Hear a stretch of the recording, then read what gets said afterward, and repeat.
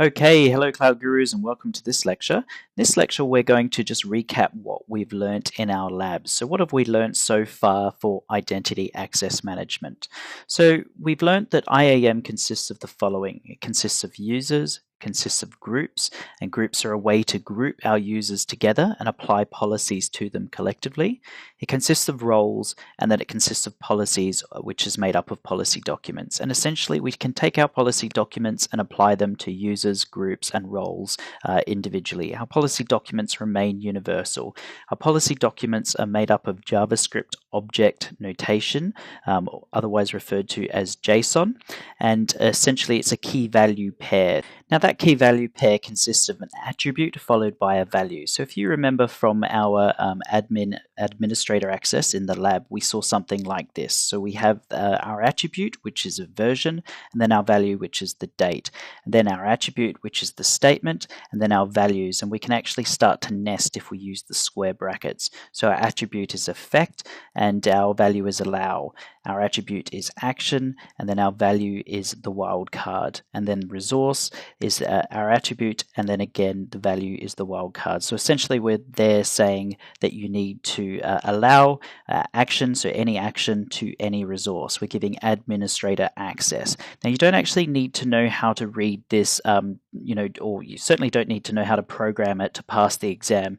It does help if you can read it, and the way I like to get familiar with JSON is just by going back to the AWS console, clicking on the policy documents, and then clicking through and actually just reading what each one does. And it will start to make sense to you after some time, but it's very rare that you would get a question where it will ask you to evaluate a policy document. That's more in the certainly in the developer exam or the SysOps administrator exam. So what else have we learned? IAM is universal. It does not apply to regions at this time. So when you create a user, a role, or a group within identity access management, the region that you do it in does not matter. It's completely consistent across the platform. We've learned that the root account is simply the account created when you first set up your AWS account, and it has complete admin access by default. And that is the only account that's going to have complete admin access by default. When you create new users, the opposite is true. They have no access to do anything by default, which is my next slide. So new users have no permissions when first created. We've also learned that new users are assigned an access key ID and a secret access key when first created, and that's what we downloaded in our CSV file. Now it's really important not to confuse them with passwords. You can't use your access key ID and your secret access key to log into the AWS console. That's why we then went on to create a password for our users.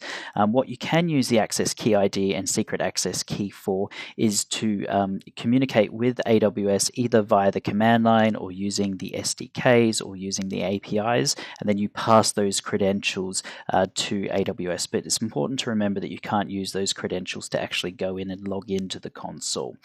You only get to view those credentials once. If you lose them, you have to regenerate them. You can't view them again. So you need to download them and save them in a secure location.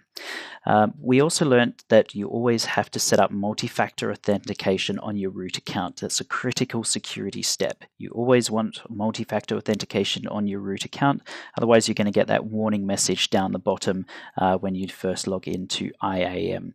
You can also create and customize your own password rotation policies, which we did right at the end of the lab. So we can say that we want it to be 8 characters, we want the password to expire every 90 days, we don't want the password to be reused, etc.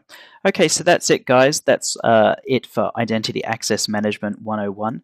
As mentioned, we will come back to this and look at IAM in a bit more detail, but first I want you to get more hands-on with other aspects of the console, and then towards the end of the course we'll come back and deep dive into Identity Access Management. You certainly have learned a lot to first get started. So in the next section we're going to move on to S3, and S3 is a very big topic, but it does involve lots of labs, and it's a great thing to play with. And eventually, hopefully, you'll start to use S3 personally, like I do. I use S3 now to store all my files in the cloud rather than using, storing them locally on my laptop.